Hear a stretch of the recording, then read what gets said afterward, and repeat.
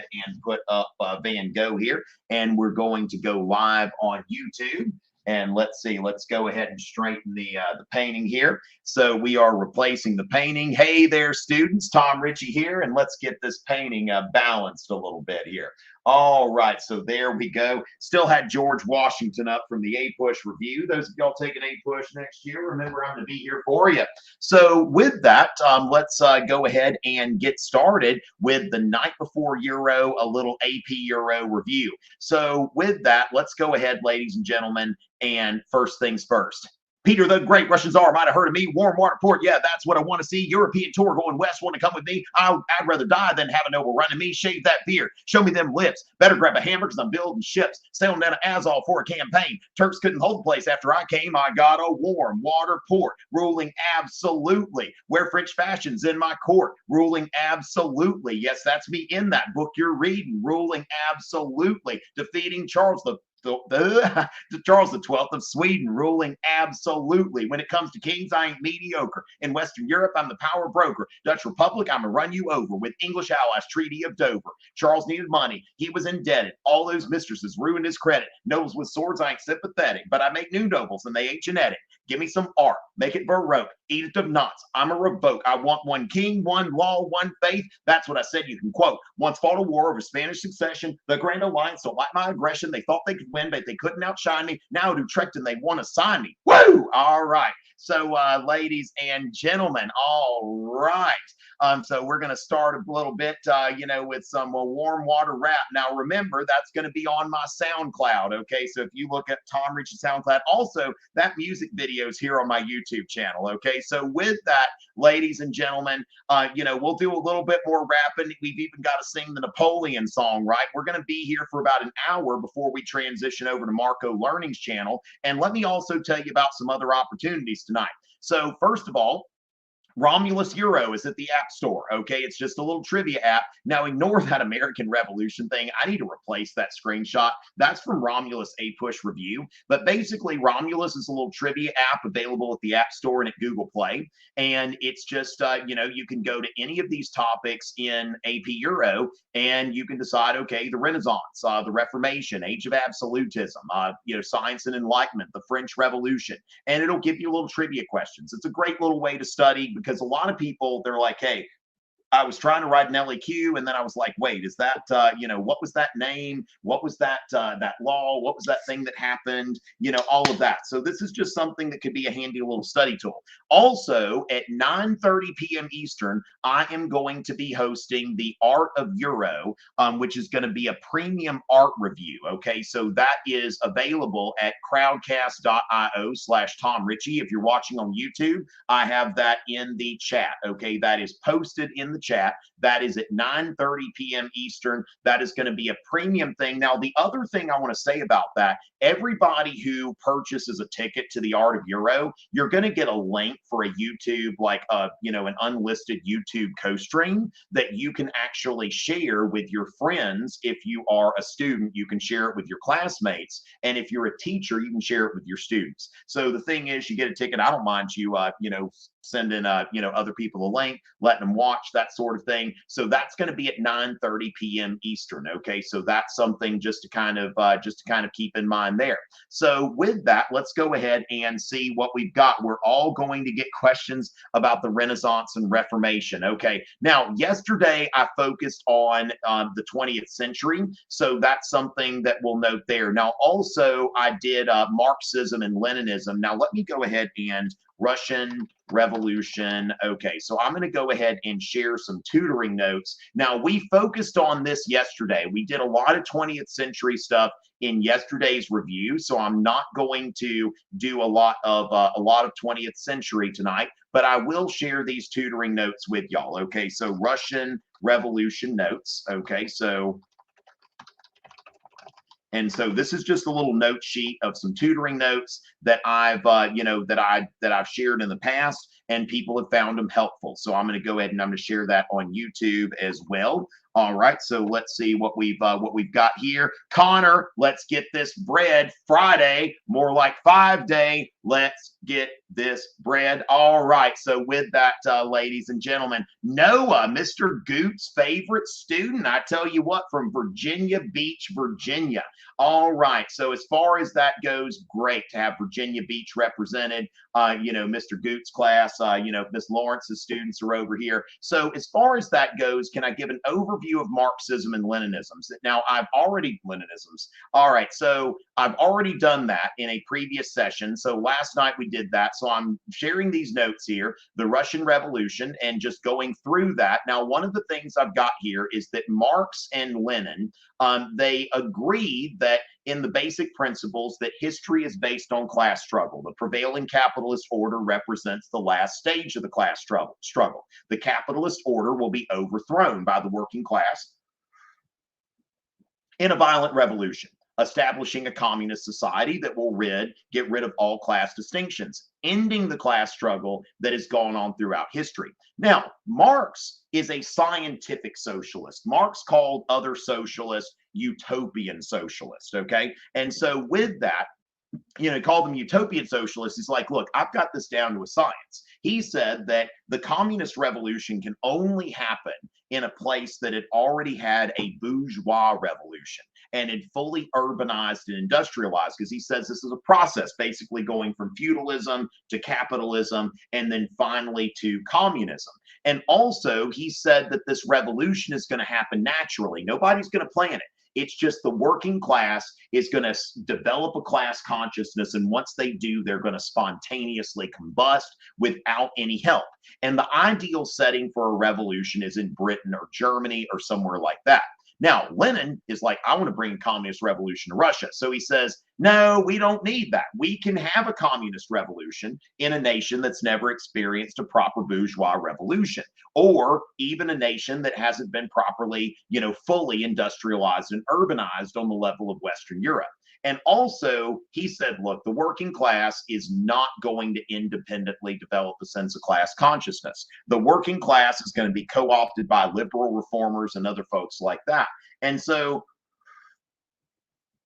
what they're going to need is a revolutionary vanguard, basically a group of professional revolutionaries who are going to help them see their own interest and help them develop a sense of class consciousness. So Russia, possibly you. Okay, so there's Marxism and Leninism. And of course, that's why Leninism is called Leninism or Marxism-Leninism, because people who are doctrinaire Marxists, they would say Leninism is not Marxism. It's a variant of Marxism, but it's, there's the thing. It's kind of like, if you got like that Omicron variant, it's basically like it's the coronavirus, but it's kind of like a cold or something like that. Leninism is like he's like the Omicron of, communism or something like that. So with that, let's go ahead and get that started and see here. Would it be okay if we can go, okay, Jeremy, here's the thing. And I'm just going to tell everybody like it is. If you still don't understand how to earn the complexity point on an essay, it's not going to happen. Okay. Now, this is not the time to tweak your writing.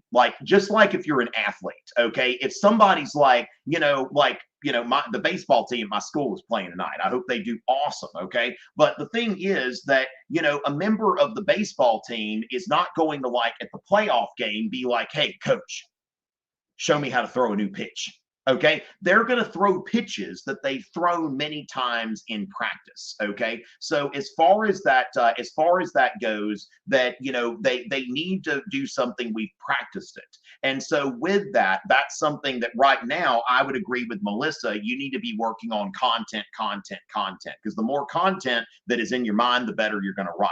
So with that, try things that you've practiced. Now, the other thing about the complexity point. It is not given for a word or a phrase. It is not given for a part of your essay. It is given for the full essay, okay? And so that is something that I think is extremely important to note, that if you write an outstanding essay, you're going to get the complexity point. If your essay is average, it doesn't matter what kind of template you follow. Now, there are certain things that you can do. You can develop a counter argument and that sort of thing. Now, I will tell y'all there is for those of you with writing questions, I will tell y'all that I do have I did do a DBQ clinic where I did like 2 hours of DBQ writing. I'm not even kidding. It's close to 2 hours. Now, maybe not exactly 2 hours, but I did a premium DBQ clinic using a DBQ about the conservative order. Okay. And so with that, I'm going to go ahead. I'll share that in the chat. You can go to crowdcast.io/Tom Ritchie. It was a premium session, but it's basically me going over for 2 hours. Wow, 666 concurrent viewers. That's kind of scary. All right. Anybody into numerology? Grace. All right. How you doing over there? You got noticed. All right. So with that, this is something that if you're wanting, to focus on writing, there you go. Okay. So with that, that's the, let's see, Tom Ritchie. Yeah. So I agree with you, Amilda, that I'm not, I think that the Renaissance is a lot more fun. Now, as somebody was saying in the chat, yes, there is going to be the first LEQ. So the DBQ is going to go from, it's going to be 1600 or later. Now, note, though, that they've used the 1600s. Okay, so the late Reformation is eligible for the DBQ. And you could also, in some cases, use the Renaissance to contextualize it. Now, to make up for, most of period one not being on the DBQ, they've got there's a period one LEQ. So, just about, every year there's going to be something on the Renaissance, the Reformation, the Age of Exploration, the printing press. That's going to be on there. Okay. There's going to be something about that, on there on the LEQ. So if you're very, very good with the earlier periods, then you're going to do well on that. Okay, so as far as that, do you think I could mention the most important people to know? Okay, I think that Mackenzie wants to hear the Metternich rap. Okay, Clemens von Metternich, I would say that he's very important. Now, Mackenzie wants to hear the Metternich rap to y'all. Okay, because I don't want to like force y'all into anything that you're like, Richie, we're tired of you rapping, warm water, what? And so with that, talk about isms. Okay, Metternich was a conservative. When we think about the Congress of Vienna, we have conservatives getting together to try to put an end to these liberal and nationalist things here. Okay, so looks like the people in the Crowdcast want to hear me rap. What about the people in the YouTube? Okay, so as far as that, bro, guys, I'm scared. Uria is scared. Poor Uria. All right. So as far as that goes, oh my goodness, Logan doesn't want to hear me rap. I'm going to say do it just to spite him. All right, ladies and gentlemen, shout out to Miss Deslaurier. It's a written test, right? I'm terrible with French names. What up, Europeans? It's the ladies' pick. Austrian Prince Clemens von Metternich, aristocracy's savior. I'm the man of the hour, going to carefully restore Europe's balance of power. Eating nationalists for breakfast, liberals for my dinner. Gotta be conservative if you want to be a winner. I'm the coach man of Europe, so you better hold your horses because all the great powers are about to join forces. Napoleon thought he was too big for Elba, so we put him on a boat straight to St. Helena. Threatened European peace, so we set him adrift. Shake the French Revolution off like Taylor Swift. Come on, Talleyrand, take a seat at the table because Europe needs a France that is strong and stable. There's no need to punish France. I just want to keep order and restore this old 1791 borders. The liberals have ideas that they want to express, but I shut their mouths up when I censored the press. Stability within and between European states is the goal of this order that I'm trying to create. So come with me. So join me in Vienna where a Congress is in session. Together we can stop the revolution from progressing. This conservative order, no, it ain't going to fall because I build coalitions like Trump builds walls. All right. So again, ladies and gentlemen, the warm water record stuff, that's on my SoundCloud. And thank you so much, Hoons, for your appreciation for that. So Metternich is somebody that is important, okay? So that's somebody. Now, Petrarch also, if we start from the very beginning, Lil Richie, okay? So with that, ladies and gentlemen, I tell you what, y'all are probably excited enough to go to the App Store and get Romulus Euro.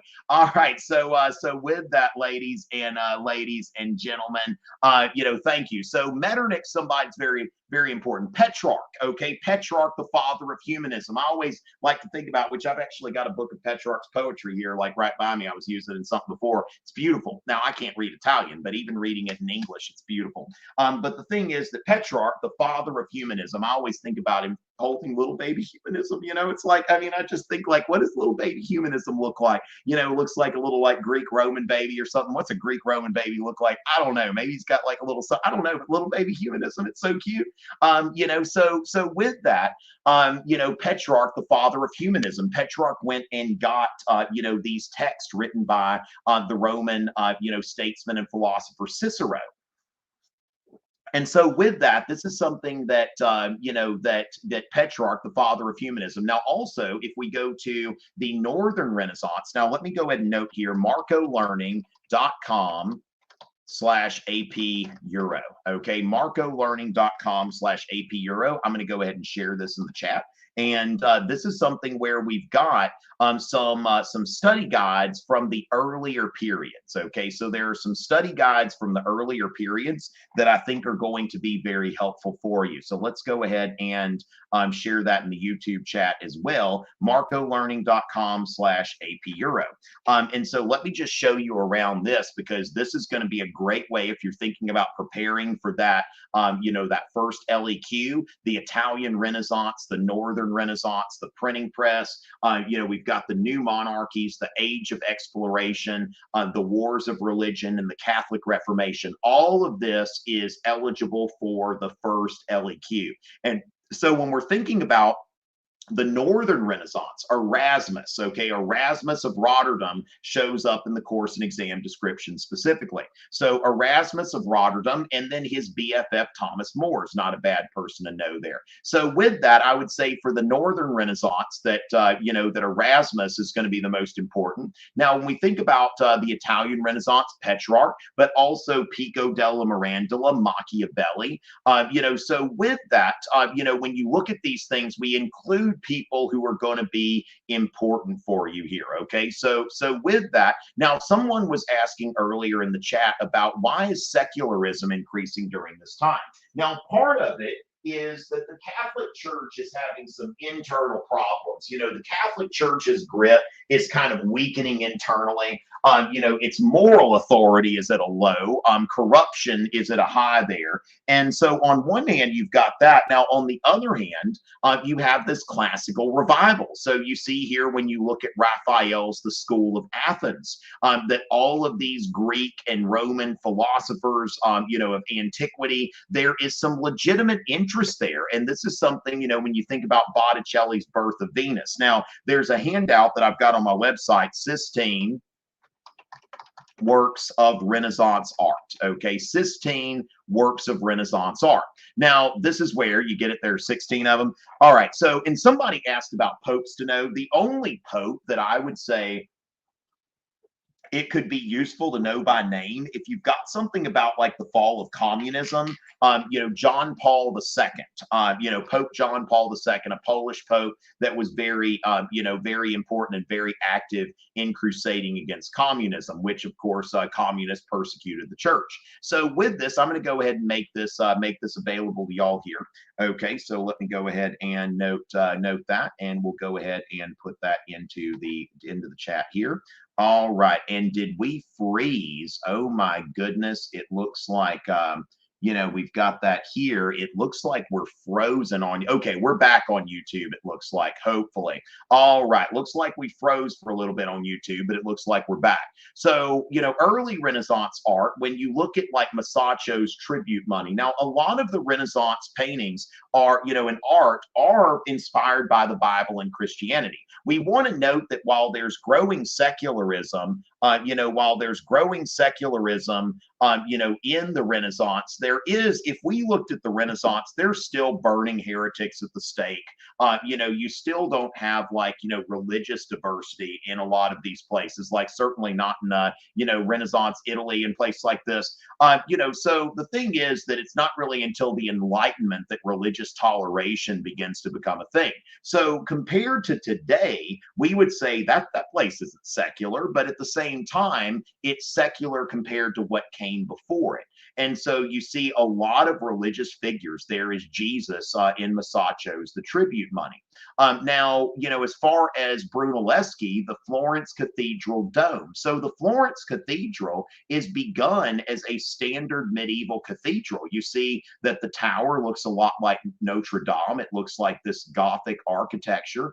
And then they decide we want to put a big dome on it. And Brunelleschi, goes back and studies, Greek and, Roman architecture and, looking at the Roman Pantheon and all of these ruins and constructs this church. And what we want to note here is the Renaissance, especially the Italian Renaissance, which I think the Renaissance as a whole, but you look at this fusion of Christian and classical ideals that is in no place better found than Pico della Mirandola, in his oration of the dignity of man. Now, that's one that I don't know how many of y'all listen to my SoundCloud, but I've actually got a rap about Pico that I've only got on my SoundCloud. But it's something that if you look at Pico della Mirandola's oration on the dignity of man, he basically takes like Christian texts and puts them, Judeo-Christian texts, biblical texts, and puts them in conversation with, Greek text, also with Islamic text. There are some things in the oration of the dignity of man, on the dignity of man, that actually come from medieval Islamic philosophy and this idea that we're putting all of these things together. If y'all want to hear me rap about Pico, I can do that. But as far as that goes, now when you look at Botticelli's Adoration of the Magi, we see here that there's the Adoration of the Magi, there's the Christ child, but then the wise man, he's got the profile of Cosimo de' Medici, okay, which people in Florence would have recognized Cosimo's profile, even though he's dead. There's Lorenzo de' Medici. So we see here a fusion here of, on one hand, it's honoring the Holy Family, but on the other hand, it's also honoring the Medici family who are commissioning it. The birth of Venus. This is Botticelli. That this is something not influenced at all by Christianity. Of course, nudity is something that Christianity is not very fond of, but the Greeks and the Romans were very fond of nudity. And speaking of, ladies and gentlemen, remember, I'm going to be doing the Art of Euro review, and that is linked on the YouTube chat. Those of you in Crowdcast, just take a look at crowdcast.io/Tom Ritchie. That's going to be at 9:30 p.m. We're going to be doing some art. I'm going to be going through all of the major art movements. That's going to be about a 75 to 90 minute review that is going to be basically on these art movements and how they go along with society at that time. So make sure that y'all go to that marcolearning.com/AP Euro. Y'all definitely want to take a look at that. And so with that, let's see here. So please rap for Eli. So yeah, as far as that goes, let me go ahead and see if I can pull that up. Okay, so see if I can pull that up. Pico della Mirandola. Let me see if I can find that here. I just need to find the lyrics and see if I can find the track that goes with that for the for the Renaissance rap. Okay, so looking at this here. Let's see. So yes, so Pico. No. Pico della Mirandola rap.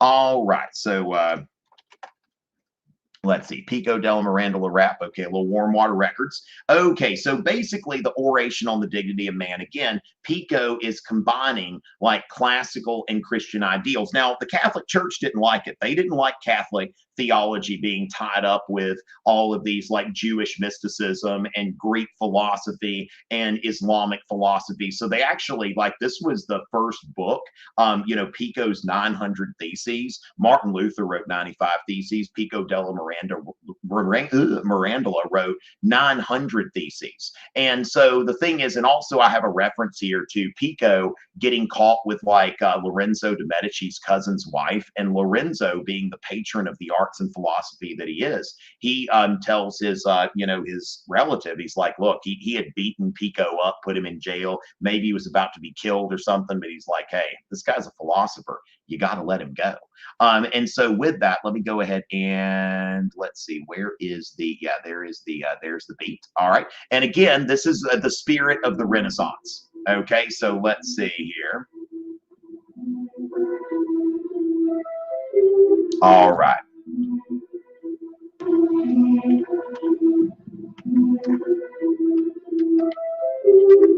Hey there, it's Pico, the Count of Mirandola. Popes want to burn up my books with a candle, branding my ideas as false and demented, heretical nonsense that shouldn't be printed. Pontiffs don't like it at all when I seek to merge Christian ideals with the works of the Greeks. Prolific, just hand me a pen and I thrive with 900 theses, not just 95. I want to convene a great council of scholars. I'll pay your expenses in florins, not dollars. Join me in Rome, don't get lost on the way, for Christ will return just to hear what I'll say. Choirs of angels, they sing and it's beautiful. They only sing because God made them dutiful. Don't be too all right, gosh, that's a fast one. Okay, so let me go back here. Okay. Whoo! Choirs of angels, they sing and it's beautiful. They only sing because God makes them dutiful. Don't be too awed by their wondrous wings. They're not on the top of the great chain of being, despite what the medieval idiot said. Here's my manifesto, now let it be read. The trees and the angels are part of God's plan, but the greatest of God's miracles is a man. Angels, like rodents, must be what they'll be, but a tree cannot be anything but a tree. Let's hear an oration on man's dignity, as you won't find an angel who's freer than me. When all else was made, it was man's turn to enter. God showed him his place. It was right at the center. You doubt me? Just look at the classics and see. The biblical authors and Plato agree. Remember the remember the teachings of Hermes Trismegistus. That is, man is a miracle. That's what he said to us. God said to Adam, I set you apart. I saved you for last, but knew right from the start that you are the being who will understand me, and you can be anything you want to be. Your place is not fixed. You alone have a choice to be free, to be human, to use your own voice. I died. I regret you. I regret I died young and I never reached Rome. If you're there for the council of scholars, go home. The Lord's second coming will just have to wait until some other time and some other day. I give all the thanks to Lorenzo, my patron, who saved me when caught with a Medici matron. Wow, I forgot how fast that one was. Like, woo! That one is like, I hadn't done that one in a while, and that was like, woo! But yeah, basically, so Pico is, combining Christian and classical ideals, and also humanism has kind of two parts of it. Okay, so humanism, one is the obsession with like the Greeks and the Romans. Okay, that's the first part. The other part is a more human-centered thinking, not just looking at not just looking at what the church says or Christianity and defining everything from that. So that's something that, whoo, that was intense. Yeah, I need to remember to practice that one a little bit before I go into that. But that was fun. Okay, so I'm gonna be working on that one. But that's on my SoundCloud. Now, when you put a fast like rap like that, that's something. Wow, Anna doesn't like the rapping, or Anna, whatever her name is. It's a written test, right? So as far as that stuff, we'll go ahead and take the next question. All right. Now, the other thing is Napoleon is someone who's important, and Napoleon, I've got a song. Okay. So with that, now the 7 Years' War. Let's see. Atarva, that is the 7 Years' War. Basically, in a push, you go into the French and Indian War, which is the North American theater of the 7 Years' War. But the 7 Years' War, even though there's a part of that where Frederick the Great is fighting against Austria, the 7 Years' War is really, it's something that the main thing you need to appreciate there, it's a colonial war, okay? The 7 Years' War sometimes is called like the First World War, because it's the first European war that's going from there. The First War, the First World War, because it's the first European war that is fought on fronts outside of Europe's. Okay, in Europe. Okay, wow, Nick. Oh my goodness. Wow, Nick. Tell them what you really feel. So basically, the 7 Years' War is not something that you need to understand like very deeply, but just know that was a colonial war. Okay, so the Concert of Europe and the Congress of Vienna, I would say, Meg, I've done that very well in an existing lecture. I would definitely invite you to go into that. Okay, can I get into causes of the French Revolution? Avery, I'm going to share a handout from my website, Causes of the French Revolution. This is where so this is on my website. So I'm going to go ahead and share this in the chat. Causes of the French Revolution. Okay, so let's go ahead and take a look at that. All right, so that is a little handout that I made that should be useful for reviewing. And so with that, let's go ahead and put that out there as well. All right, so going into that, wow, that chat is lit, ladies and gentlemen. Mr. Webster, okay, so Mr. Webster. Now, I don't think that's Yo Edster. Like men can't have babies, okay. So there's a little bit of a of a limiting factor there, but I appreciate the sentiment, okay. So with that, the French Revolution. Let's go ahead and take a look at this handout. Going into the causes of the French Revolution. Okay, so with that, first of all, so we can go ahead and click on the PDF format if we want to do that. And so the French financial crisis. Okay, so basically France, now the 7 Years' War, we also want to think about like France takes a big L in the 7 Years' War. And, basically, that their support for the American Revolution as well. France decides, you know what, Britain took our colonies. 18th century warfare is about the balance of power. And so France is like, look, Britain beat us and they got the balance of power, from the 7 Years' War, where we're going to help the Americans and we're going to take away some of their colonies. Now, the thing is, though, that they're not thinking this is going to make us broke. Okay. Now, there's also the inordinate luxury at Versailles. There is no court that maintains the kind of luxury that you see at Versailles. And so this is something, now, while in objective terms, it's probably not eating up too much of the finances, probably about 5-6% of the budget, still something. And Marie Antoinette is, known as Madame Deficit. Now, she's also known as, like they call her, like in French, it's like Autrichienne or something like that, which is basically like the Austrian dog, and you can kind of put two and two together there what they're saying. The dog is with that French, the dog is female as well. And so with that, the church and the nobility, not only is France having a spending problem, but they can't tax effectively because the church and the nobility are exempt from taxes. Well, the church is exempt from taxes today in the United States. Well, the church is not a major landowner, okay? So the church at that time was the largest landowner in France. They owned farmland and a lot of other land like that. So the French government is having trouble paying taxes. And of course, that is the emergency situation that caused Louis to call the Estates General, which is consultative body. Now, poverty among the lower classes, the urban working class and the peasantry. Now, what we want to think about too is don't just think about the third estate, but think about these three groups within the third estate: the bourgeoisie, the professional class, the urban working class, and the peasantry. These are three groups that have their distinct interests, okay? And so, but with the urban working class and the peasantry, that there are bad harvests in 1788 and 89. And so there are grain shortages. And so there are higher grain prices. That's leading to an overall higher cost of living.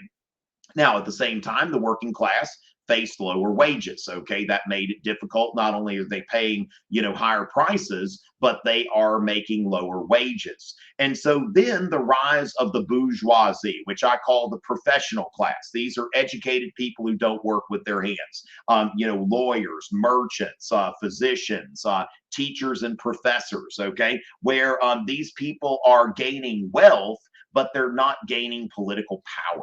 And so they want to have something kind of like, a French version of the House of Commons, where, it's like, where do we have, they're thinking in terms that they want a constitutional monarchy on the British model. And so, they wanted the Estates General to vote by head. So you see individualism there. When I think about the French Revolution, I typically look at the French Revolution through two lenses. I think that I generally encourage students to use the two lenses of liberalism and nationalism, that those are two big keys for understanding the French Revolution. So liberty and liberty, which liberté, equality, égalité, fraternité, liberalism and nationalism. Those are the two that I like to use when I'm thinking about what was the French Revolution about. Now, we also want to think about the influence of Enlightenment philosophy. I've got a series on the philosophers available on YouTube. So Locke, Voltaire, Montesquieu, and Rousseau. We'll talk a little bit about Rousseau in the Art of Euro review. Okay, so again, I'm going to be doing a premium art review that's going to focus on art movements. I'm going to spend some time on Jacques-Louis David read and talk about neoclassicism and how that relates to Rousseau's philosophy. Finally, the ineptitude of Louis XVI, okay, that Louis could be counted on for two things: indecision and bad decisions. So those are 5 explanations that I would give for the French Revolution if I were thinking about the causes of the French Revolution, if that were going to come up on an LEQ or something like that. Now, before, we've seen like a prompt that said evaluate the most significant effect of the Enlightenment, and the French Revolution made a great essay topic for that. So as far as that goes, now the Reformation is fair game. I've seen it on every part of the exam, Drew. Okay, so basically the Renaissance, you're not going to find the Renaissance on the DBQ, but you're very likely to find it on the LEQ. So don't overthink this. Okay, so AP Euro has 9 units. All 9 of those units are on any exam about equally represented. So don't try to think like, is something going to be more than the others? Like, another thing is Martin and Martin's friends want me to predict DBQs. I don't do DBQ predictions because I don't want anybody to be disappointed. Like, what I think is like, what's my DBQ prediction? There's going to be a DBQ, okay? And you are going to do awesome on it no matter what it's about, okay? That is my DBQ prediction. Martin, you are going to do awesome on this. Okay, so the impending threat of nuclear war. Yeah, that's one thing that, we're not thinking too much about that too much, are we? All right, and so with that, we've got a question about Napoleon. Now, I've got another handout that I'll share.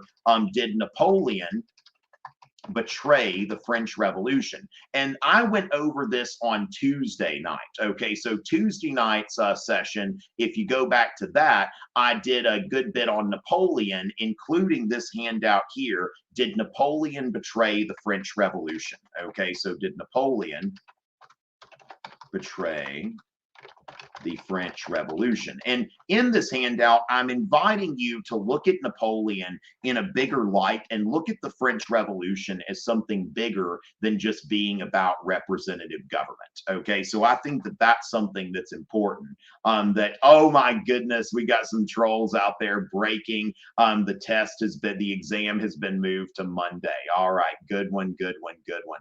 All right, so with that, revolutions of 1848, Katie, I would say that I've addressed that very well already in my video. Now, also, Harry, you're asking about isms. I've got a video on 19th century isms, and I heard that Mr. Goot, his students are here, so that shouted out to them in that video. Mr. Abreu, yes, you know what? I love Mr. Abreu. I've heard Mr. Abreu's name come up for years, and I appreciate Mr. Abreu, being here to do that. The Russian Revolution, if you'll scroll up in the chat, I shared something earlier. And again, the isms, that's something that I've already addressed very well in a video. Now, Ella, 1968 was a big year. Now, I've never gone deep into the student rebellions in 1968 in Western Europe. When I'm teaching 1968, I'm more likely to go into the Prague Spring. That's something where the Prague Spring is something that happened in Czechoslovakia. Happened in Czechoslovakia. And basically, Czechoslovakia, a liberalizer, took over in Czechoslovakia. And he said that I'm going to loosen up censorship. I'm going to allow some liberal reforms. And he called it socialism with a human face. And so basically, for this Prague Spring, for part of the year here, that basically what we see here is in March. So that's why it's called the Prague Spring. Then in Czechoslovakia, you see that they end up basically like you can speak freely all of a sudden in Czechoslovakia, in this Eastern Bloc country, you can speak freely. And so as far as that goes, then the Soviets are like, no, you can't. Brezhnev sends in troops, because remember, Czechoslovakia was not part of the Soviet Union, but it was part of the Eastern Bloc. And I always, like to mention Jan Palach. Okay, Jan Palach being a college student, he was 20 years old, and this guy, this guy had more courage like in his pinky finger than I probably have in my whole body. that, you know, he was a college student that decided that, you know, rather live than live under communism. Actually, my shirt, you know, says the shirt I'm wearing right now, it says better dead than red. Okay. So the thing is, you know, Jan Pollock, you know, he lived this out. Okay. He lived out this principle that when the Soviets came back in and they reinstituted censorship and controls, Jan Pollock goes into the square in Prague and he douses himself with gasoline and sets himself on fire, and giving the message to everyone that he would rather be dead than you know, than have to live under you know, an unfree communist government. And there we see his funeral. Okay, so his funeral turns into a big protest against the Soviet occupation. There's a memorial here. You know, there are so many tributes to him in poetry. Even the heavy metal band Lamb of God has a song called Torches that is about Jan Pollock. You know, and you can go there and you can leave something at his grave. Now, the Velvet Revolution in 1989 was exactly 20 years after Jan Pollock set himself on fire. And so that's something that was, you know, inspirational here. And so that's what I focus on. I find it a lot easier to, you know, to remember. And I just find myself being a lot more inspired than whatever, you know, the French students are protesting about.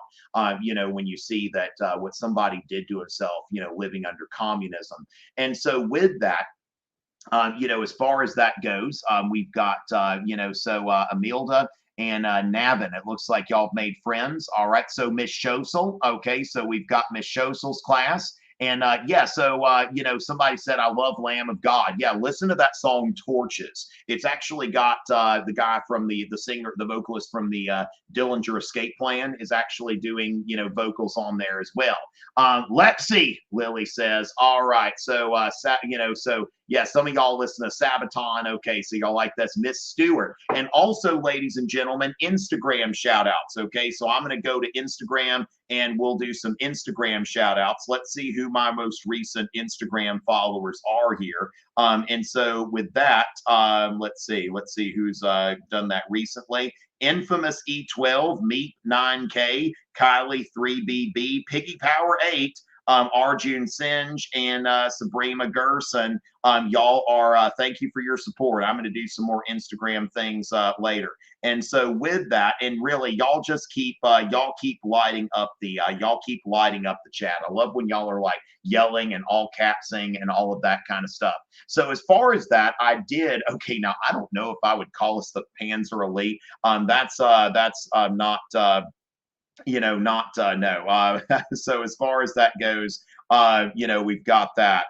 You know, not the Panzer Elite. Okay, we're not. Are they Nazis, Walter? No, we are not Nazis. All right. So with that, I shared a Napoleon handout, but let's you know, let's go and do a little you know, the Napoleon song, right? So let me go ahead. Napoleon song. Okay. So if y'all want to hear the Napoleon song, now if y'all don't want to hear it, this is something like.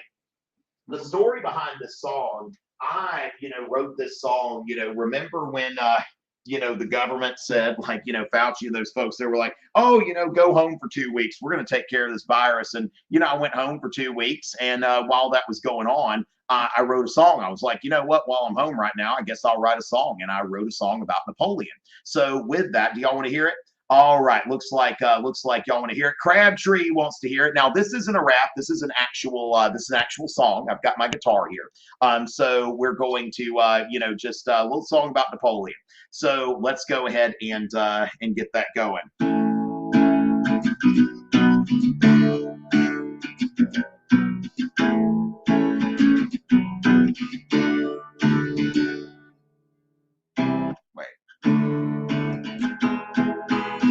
Was 1812, yeah, the year was 1812, and the French emperor said that Russia couldn't trade with the British anymore. With a military genius leading 500,000 men, the Grand Army can't do anything but win. Napoleon, yeah.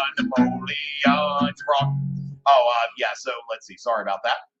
Napoleon, the French Revolution brought you to your throne. The continental system trade with Britain must cease. It's the only way Europe will ever know peace. will we ever know peace?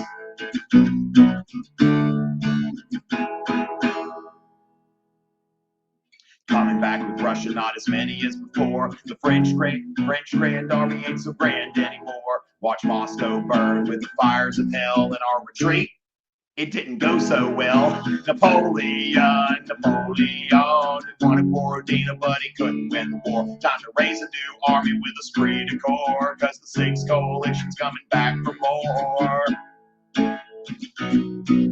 Yeah, they're coming back for more.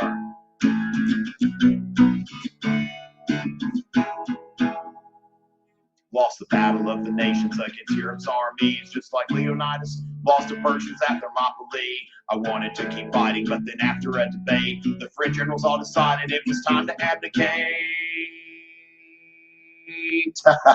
Napoleon, they exiled him to Elba, but he was escape prone. For 100 days he was back on the throne, but Wellington defeated him and now he's gone.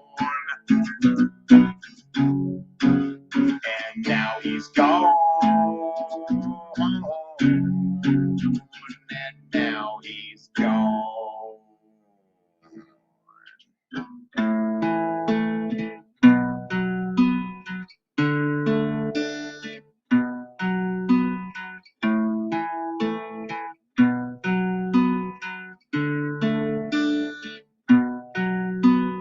Looking at the stars and they're shining so bright. The sky above St. Helena's so pretty at night. But in the South Atlantic something doesn't feel right. Not a war, not a battle, not a triumph in sight. Middle of nowhere, not exactly paradise. And the English governor doesn't treat me very nice. Stomach ulcer, loneliness, I'm in such strife. Just 6 more years till the end of my life. Y'all press F to pay respects, okay? So now in the chat, press F to press F to pay respects. All right, so let's press F there. In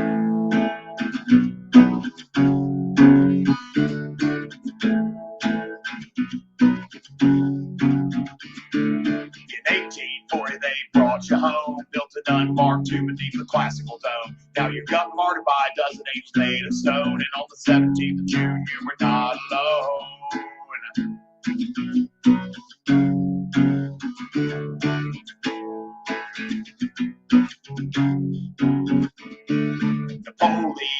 Napoleon, the French Revolution brought you to your throne. Those rumors about your height, they were overblown.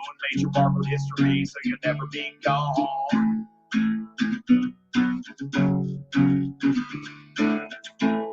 All right, ladies and gentlemen. So there's the Napoleon song, ladies. Oh, y'all pressing F to pay respects. I love it. I love it. I hear that if you press F to pay respects, like your AP score just went up by 1 point. Okay, so that's something that is great there. All right, so ladies and all right, ladies and gentlemen. All right. Let me put my guitar up. Now, in a little bit, I'm going to be heading over to Marco Learning's channel. I'll paste the link in the chats for y'all. And then remember at 9:30, I'm going to be doing the Art of Euro review. Okay, so that's going to be about 75 to 90 minutes. Me going through the major art movements. Just a good review for you to kind of get some last minute stuff there. So let's go ahead and see what have we got as far as any other questions here. Okay, so with that, the Marshall Plan. Now remember the Marshall Plan or the European Recovery Plan. So European Recovery Plan, also known as the Marshall Plan. Now basically it marks the United States like for the first time taking well, the United States tried to do some things in the 1920s. They made loans to Germany with the Dawes Plan, but that didn't work out so well. It didn't stabilize Europe. So after World War II, the United States is like, look, we just need to give money to these European countries so that they won't turn to communism. And so we give them money to rebuild their economies. We give money to, to Britain, to France, to West Germany. I tell you what, like the United States, if you're going to go to war with somebody, go to the United States, because like basically the United States will carpet bomb your entire country. And then after the war's over, we'll give you money to rebuild it. And, it's interesting how today, like Germany and Japan, like are number 3 and number 4 in the world economies. Like the largest economies in the world are the United States, China, Germany, and Japan. And so when you look at that, the Marshall Plan is helping, even the defeated countries rebuild, because the United States is not wanting to have a repeat of World War I and Article 231 and the Versailles Treaty. They're not looking to do that again. The United States wants free Europe to be prosperous. And so as far as containing communism, if any of these countries were to become communist, and France really had like a real threat, like in the election after World War II was over, like the French Communist Party got like 20% of the vote. And so, the Marshall Plan helps to stabilize France's economy, and the French Communist Party is no longer a threat. Okay. So, and then by the time you get into like the 1950s, you've got Charles de Gaulle, who is basically a right wing leader. So France has, by the time you get into the 1950s, France has a right wing government. And so with that, just keep that in mind with the Marshall Plan, or otherwise known as the European Recovery Plan.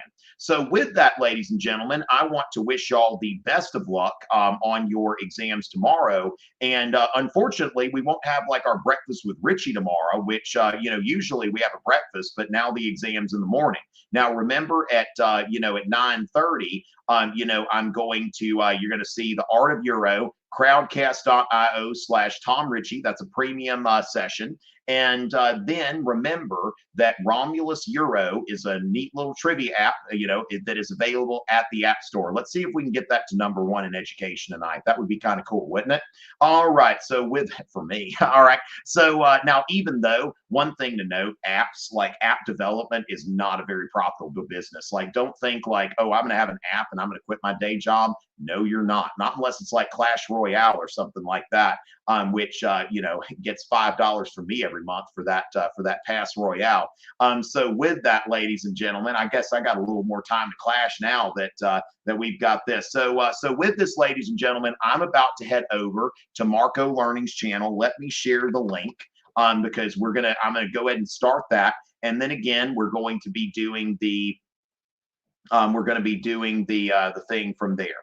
All right. So going from there, we'll get that there. So with that, let's go ahead and share the link. So there is the link to the thing that's about to happen at Marco Learning's channel. So let me go ahead and put that out there. And we've got a few requests for shout outs. So I'll go ahead and make sure we do that. Lord Webster, shout out to Lord Webster. All right. So going from there, Lauren Federico, let's see, Cyan Kelly or Kyan Kelly. We've got official Sir Walter Piggies, user whatever, blank profile picture. We've got Brianna F. Okay, I thought for a second it was an elf. But as far as that goes, great to see you there, Antonio, Kaylee. I hear if you get a shout out here, that's going to get you, an extra point here. We got Lee York. We've got Sophia eats oatmeal. You got a minion, banana. Sophia eats bananas. Now it says you're an apple lover, but maybe you should be banana lover. Okay, so as far as that goes, we've got Ippy the hippie, humorous Humira.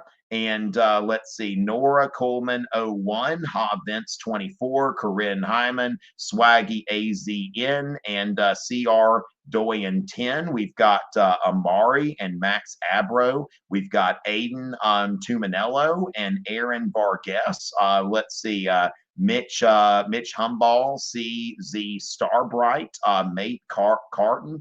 All right, Dawson Moyer, grape juice smuggler. I tell you what, that's That's an interesting profile there if I've ever seen that. All right. Congratulations on getting into USC or UNC Asheville. All right. Excellent. Yeah, so some jazz hands, the grape juice smuggler, I tell you. So with that, we've got Cecilia Lopez and Reese Nicholson, Ilya. We've got Abby and Emil. We've got Ruth and Juicy Fat Boosie.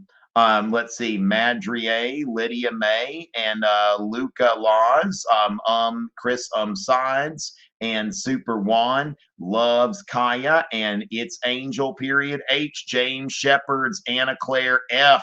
What's the F stand for? Let's see, Aragon, and then Noah and Allie. Okay, wow, lots of y'all here. Evan and Sophia _E, Morgan Gow, Emily and Rightful Zig, Dan Jones 89. All right, so thank y'all so much, ladies and gentlemen. And remember, while you're at it, follow Marco Learning. Follow Marco Learning on Instagram as well. Okay, Marco Learning is going to have all kinds of stuff for a lot of subjects. And I'm about to head over to Marco Learning right now, and we've got a super chat. Haley, I love you so much. Tom Ritchie, thanks for everything. Haley, I love you so much. Thanks for everything. Oh my goodness, we got that super chat. And I think somebody else left a super chat, and I don't know, but whoever else left the super chat earlier, I love you too. All right, and with that, ladies and gentlemen, remember, I'm going to be on the Art of Euro pretty soon. Miss Franson, okay, Miss Smith, all right, Mr. Mazzello, thank y'all so much for your support. Shout out Z Jane, Shay Pritchard. All right, ladies and gentlemen, I'm heading over to Marco Learning. Miss Crabtree and her students, best of luck tomorrow. And it is always a pleasure, ladies and gentlemen.